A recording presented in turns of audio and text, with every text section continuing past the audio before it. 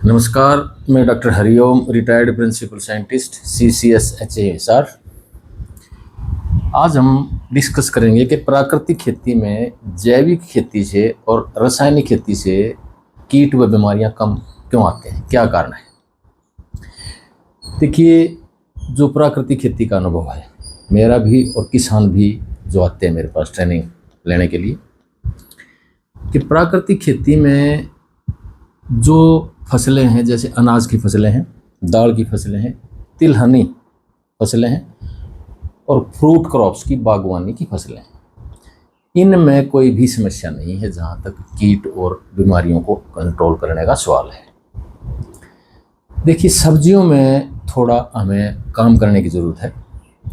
इसमें जो डोज है, जो हम इसमें कीट और बीमारियों को कंट्रोल करने के लिए जो बायो इनपुट्स का प्रयोग करते हैं, उनका डोज और टाइमिंग, इस पे काम करने की ज़रूरत है, लेकिन रिजल्ट अच्छे हैं। मैं एक किसान का, लेडी किसान का अनुभव आपको बता देता हूँ। सोनीपत में एक लेडी 5 एकड़ में प्राकृतिक खेती करती है, साथ में सर्विस भी करती है। उन्होंने क्या कर रखा है कि अपने खेत पर 25,000 लीटर का एक सीमेंट का टैंक बना रखा है। वो महीने में 1 से 2 बार, आमतौर पे 1 बार वो उसमें जीवामृत तैयार करती हैं 25,000 लीटर के टैंक में, और उस 25,000 लीटर को 5 एकड़ में महीने में 1 बार अपने 5 एकड़ में दे देती है, उसको अप्लाई कर देती है। और उसी जीवामृत का वो हर तीसरे दिन स्प्रे करती है। वो कहती हैं कि उनके खेत में कोई भी कीट और बीमारियों का प्रकोप नहीं होता है। यहाँ तक कि किसान कहते हैं कि जो नीलगाय का आतंक है, जहाँ भी प्राकृतिक खेती करते हैं, और गोबर और गोमूत्र का उसमें अगर बाहर हम ताज़े गोबर और गोमूत्र का बाहर की तरफ फसल का स्प्रे कर देते हैं, तो नीलगाय भी खेत में नहीं घुसती है और ना ही कोई नुकसान करती है। इसके अतिरिक्त हिमाचल प्रदेश की जो किसान हैं, अधिकतर लेडीज़ किसान हैं, वो छोटी छोटी उनके पास लैंड होल्डिंग होती है, किसी के पास आधा एकड़ है, 1 एकड़ है, या इससे भी कम है। वहाँ ज़्यादातर महिलाएं इसमें इन्वॉल्व रहती हैं खेती में। वो कहती हैं कि हिमाचल प्रदेश में जंगली सूअरों का खेती में आतंक रहता है, लेकिन जो प्राकृतिक खेती करते हैं उनके खेतों में जंगली सूअरों का जो आतंक था वो ख़त्म हो गया है। अब बात करते हैं कि प्राकृतिक खेती में कीट और बीमारियां कम क्यों आते हैं जैविक खेती और रासायनिक खेती की तुलना में। मेरा मानना है कि प्राकृतिक खेती में 60 से 70% कीट और बीमारियों का नियंत्रण अपने आप रहता है, यानी कि जैविक और रासायनिक खेती में काफ़ी अधिक मात्रा में इनका प्रकोप रहता है और प्राकृतिक खेती में काफ़ी कंट्रोल अपने आप ही रहता है। इसके 6 कारण मानता हूँ मैं। एक तो यह है कि जैविक खेती में आप अधिक मात्रा में जैविक खाद का प्रयोग करते हैं, जैसे गोबर की खाद है, केंचुए की खाद है या कंपोस्ट है। अधिक मात्रा में जब हम खेत में जैविक खाद का इस्तेमाल करते हैं, इसका मतलब यह है कि हम अधिक मात्रा में सूक्ष्म जीवाणुओं को भोजन उपलब्ध करवा रहे हैं। इस अधिक मात्रा में भोजन उपलब्ध करवाने का अर्थ यह है कि जो लाभदायक जीवाणु हैं उनको भोजन की ज़्यादा ज़रूरत नहीं होती है, क्योंकि ये लाभदायक जीवाणु करोड़ों साल से आज तक हमारे खेत में या प्रकृति में मौजूद हैं, जिंदा हैं। क्योंकि ये ऐसी परिस्थितियां जो इनके अनुकूल नहीं थी, कभी आइस एज आए हैं और कभी ज्वालामुखी आए हैं और कभी इसमें काफ़ी उथल पुथल ज़मीन पर आई है, लेकिन फिर भी आज तक वही सूक्ष्म जीवाणु जिनका जन्म आज से करोड़ों साल पहले हो गया था, वो आज भी हमारे खेतों में प्रेजेंट हैं। पशुओं की आंतों में प्रेजेंट हैं, हमारी आंतों में भी प्रेजेंट हैं, जिसका एक उदाहरण आर्किया है। तो इसमें आप देखेंगे कि जो हानिकारक जीवाणु हैं उनको भोजन की ज़्यादा ज़रूरत होती है, और वो जब बढ़ जाते हैं तो कुदरती तौर पर उसमें जो कीट और बीमारियों के कीटाणु और जीवाणु हैं उनकी मात्रा भी बढ़ जाती है। दूसरा है समर प्लोइंग, गर्मियों में खेत की जुताई। देखिए, जैविक खेती में और रासायनिक खेती में दोनों में ही हमें गर्मी के मौसम में खेत की जुताई करनी पड़ती है। अगर नहीं करेंगे तो कीट और बीमारियां बढ़ जाते हैं, क्योंकि उसमें जब हम अधिक मात्रा में जैविक खेती में खाद डालते हैं या जैविक खाद डालते हैं तो उसमें जो जीवाणु और कीटाणु हैं, कीट और बीमारियों को के वो बढ़ जाते हैं, और उनको मारने के लिए, ख़त्म करने के लिए हमें गर्मियों में अधिक तापमान के ऊपर खेत को पलटना पड़ता है, जिसकी वजह से वो कंट्रोल रह सकते हैं। अदरवाइज जो कीट और बीमारियां हैं, विशेष तौर पे जो मिट्टी जनित कीट और बीमारियां, उनकी जो पॉपुलेशन है काफ़ी मात्रा में अधिक हो जाती है। तो इसमें एक तो ये है कि समर प्लोइंग से जो हमारा ऑर्गेनिक कार्बन है खेत का, वो कम हो जाता है और एक लिमिट से ज़्यादा नहीं बढ़ पाता है। चाहे हम कितनी भी गोबर की खाद प्रयोग करें, कितनी भी केंचुए खाद प्रयोग करें, अगर हम समर में खेत की प्लोइंग करते रहते हैं तो उसका जैविक कार्बन एक सीमा से अधिक नहीं बढ़ पाता है। और उसमें जो प्राकृतिक खेती में इसका उलट है। प्राकृतिक खेती में हम खेत की कम से कम जुताई करते हैं, यहाँ तक कि ये सजेस्ट करते हैं कि अगर हो सके तो शून्य जुताई पर ही खेती करें, क्योंकि इसमें जब जुताई को हम अवॉइड करते हैं तो खेत का जैविक कार्बन लगातार बढ़ता चला जाता है। तो इसमें जो जमीन की ताकत बढ़ जाती है, और ताकत बढ़ने की वजह से कीट और बीमारियों का नियंत्रण रहता है। तीसरा एक मुख्य कारण जो इसमें गौमूत्र का प्रयोग है। प्राकृतिक खेती के जितने भी आदान हैं, इनपुट्स हैं, बायो इनपुट हैं, उनमें गौमूत्र का प्रयोग होता है। और ये शोध परिणाम बताते हैं, जो साइंटिस्टों की रिसर्च है उसके परिणाम बताते हैं कि जहाँ भी गौमूत्र का प्रयोग होता है तो मिट्टी जनित कीट और बीमारियों का स्वतः ही कंट्रोल रहता है। उदाहरण के तौर पर जैसे कीट हैं, रूट एफिड, टर्माइट, दीमक यानी कि नीमेटोड, व्हाइट ग्रब, इस तरह के जो कीट हैं ये आते हैं। और दूसरा जो बीमारियां हैं उसमें रूट रोट, जिसमें जो जड़ है वो गल जाती है, कॉलर रोट है, स्टेम रोट है, यानी कि फसल का तना गल जाता है, या जब जमता है पौधा तो जमीन के कांटेक्ट के स्थान पर जो तना होता है वो गल जाता है।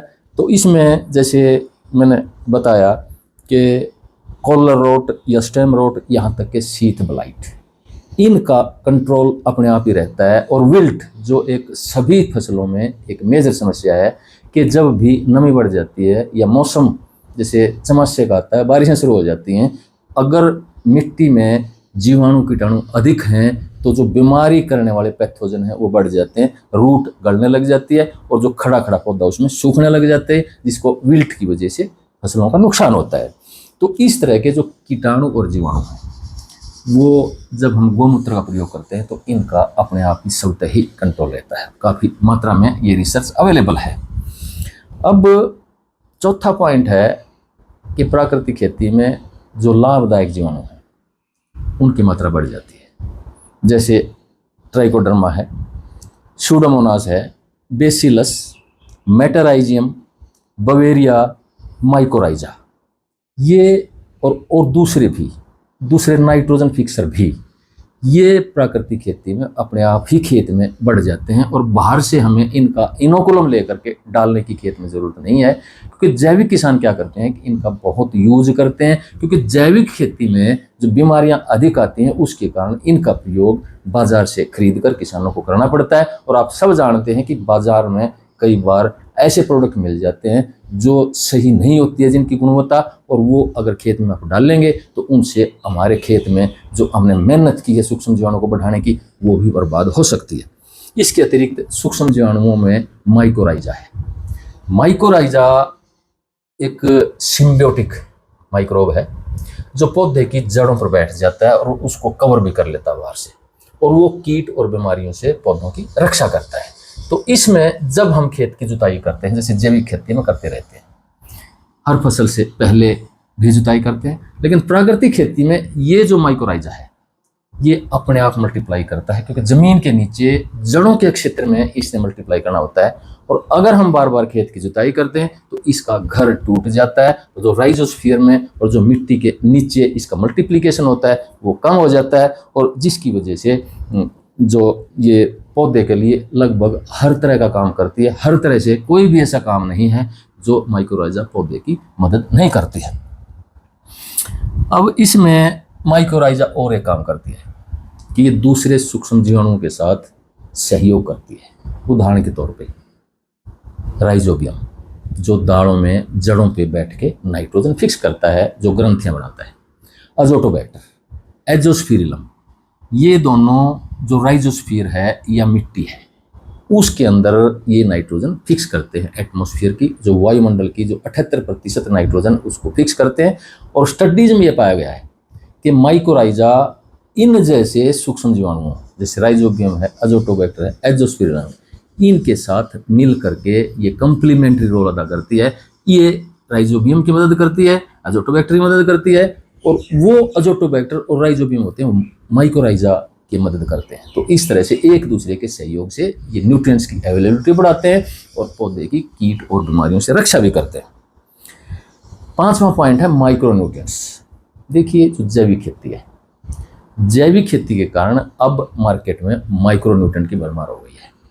क्योंकि जैविक खेती में जब हम अधिक मात्रा में गोबर की खाद या केंचुए की खाद डालते हैं या कंपोस्ट डालते हैं तो उससे जो खेत में माइक्रोन्यूट्रिएंट होते हैं वो जो जैविक खाद हम डाल रहे हैं उसके साथ अटैच हो जाते हैं, उसके ऊपर अटैचिंग पॉइंट होते हैं, एड्जॉर्प्शन हो जाती है इनकी। और जो धीरे धीरे पौधे को जरूरत होती है इनकी समय पे एक पर्टिकुलर स्टेज पे विशेष तौर पे माइक्रोन्यूट्रिएंट की जरूरत पड़ती है, तो उसमें वो उतनी मात्रा में उपलब्ध नहीं हो पाते हैं जितनी मात्रा में पौधे की जरूरत होती है। और उस समय पर जैसे जब पौधे में फूल बनता है और उसका फल आने का टाइम आता है तो उसमें कैल्शियम और बोरॉन की जरूरत होती है। अगर उस टाइम पे हमें या फसल को कैल्शियम और बोरॉन की उपलब्धि नहीं हुई है तो उसकी जो फ्रूट बना हुआ है वो भी फटने लग जाएगा। और जो सेल वॉल है, जैसे फ्रूट बन चुका है आपका, उसके बाहर की जो सेल वॉल है यानी कि उसका जो बाहरी हिस्सा है, जो कवरिंग है, वो गलने लग जाती है, फ्रूट गलने लग जाता है, तना भी गलने लग जाता है यहाँ तक के। तो उसमें क्या है कि माइक्रोन्यूट्रिएंट की जरूरत जैविक खेती में अधिक होने लगी है, जबकि प्राकृतिक खेती में माइक्रोन्यूट्रिएंट की ज़्यादा ज़रूरत नहीं है। क्योंकि इसमें जो हम पानी लगाते हैं, जो हम ताज़ा गोबर गौमूत्र का इस्तेमाल करते हैं, या हम जो कीट और बीमारियों को कंट्रोल करने के लिए जो बायो इनपुट का प्रयोग करते हैं, जो आदान का प्रयोग करते हैं, उसमें काफ़ी मात्रा में हर्बल का प्रयोग भी होता है। तो उनमें सूक्ष्म जो माइक्रोन्यूट्रिएंट अपने आप ही उनमें प्रेजेंट होते हैं। इसके अतिरिक्त जो हम पानी प्रयोग करते हैं, अंडरग्राउंड वाटर यानी कि ट्यूबवेल का पानी, उसमें भी माइक्रोन्यूट्रिएंट काफ़ी मात्रा में रहते हैं। यानी कि माइक्रोन्यूट्रिएंट की जो ज़रूरत है पौधों को ज़्यादा ज़रूरत नहीं होती है और उनकी ज़रूरत इस तरह से स्वतः ही पूर्ति होती रहती है। इसके अतिरिक्त जो फसल अवशेष या हरी खाद वगैरह हम करते हैं तो उनसे भी इनकी जो पूर्ति है होती रहती है और जो अनअवेलेबिलिटी है वो भी अवेलेबिलिटी फॉर्म में आते रहते हैं। तो इसलिए जो जैविक खेती है उसमें माइक्रोन्यूट्रिएंट की कमी आती है और कोई भी जैविक किसान है उसे माइक्रोन्यूट्रिएंट का प्रयोग करना ही करना पड़ता है। और जब माइक्रोन्यूट्रिएंट बाहर से खरीद कर लाते हैं तो वही बात आ जाती है कि उसमें जो सही क्वालिटी है, गुणवत्ता का अभाव होता है, और जिसको अगर हम खेत में डाल देते हैं तो हमारे खेत में जो सूक्ष्म जीवाणु हैं, जो लाभदायक जीवाणु हैं, उनका जो नुकसान हो जाता है। इसके अतिरिक्त छठा पॉइंट कि खेत की इम्यूनिटी बढ़ जाती है। जब खेत में जब लाभदायक सूक्ष्म जीवाणु बढ़ते हैं तो खेत की और जो पौधों की प्रतिरोधक क्षमता है कीट और बीमारियों के प्रति, और मिट्टी की जो प्रतिरोधक क्षमता है उसमें इजाफा हो जाता है, उसमें एनहांस हो जाता है, वो ज़्यादा हो जाती है इम्यूनिटी, जिसके कारण कीट और बीमारियों का प्रकोप कम होता है। सातवां कारण ये है कि इसमें नीमास्त्र, अग्निअस्त्र, ब्रह्मास्त्र, 10 परणी जैसे जो हम आदान यूज करते हैं, इनपुट्स, बायो इनपुट्स यूज करते हैं, इनसे जो आता है, जो कीट और बीमारियों का प्रकोप होता है वो काफ़ी मात्रा में कंट्रोल हो जाता है। और ये इसमें क्या है कि जैसे मैंने बताया आपको कि ब्रह्मास्त्र, 10 परणी अर्क जैसे जो बनते हैं, इनमें दूसरे पौधे हैं उनके पत्ते वगैरह, फ्रूट वगैरह प्रयोग होते हैं, जिनमें पोषक तत्व भी आ जाते हैं और इनमें जो बीमारी और कीड़ों को कंट्रोल करने की क्षमता है वो भी ज़्यादा आ जाती है।